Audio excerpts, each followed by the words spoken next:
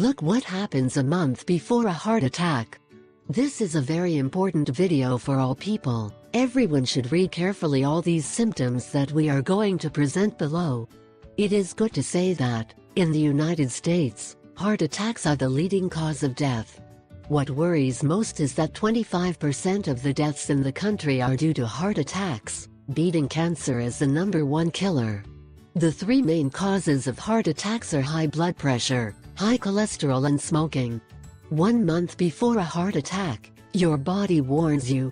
These are the 6 signs. 1. Discomfort in the chest.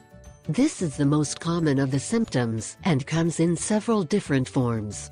Some people feel a pressure in the chest, while others feel burning or pinching. 2. Feeling tired. A sudden feeling of tiredness for no reason could be a sign that a heart attack is in process.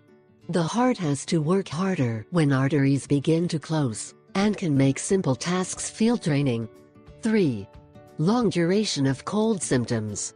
Having cold symptoms that do not seem to go away could be a sign of heart failure. As the heart struggles to supply the body with blood, blood can seep back into the lungs. 4. Swelling. As the heart struggles to pump blood to the body, the veins can begin to swell, causing a distending effect. The main points of inflammation are the feet, ankles and legs, since they are further away from the heart. 5. Dizziness. As the blood circulation is limited with a weakened heart, the brain may not be receiving the amount of oxygen it needs. You may feel constantly dizzy, and this is an important point of concern, and you should seek medical attention right away. 6. Shortness of breath.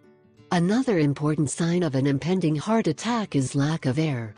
The heart and lungs work in unison. Just as the heart begins to malfunction, the lungs do not receive the amount of oxygen they need.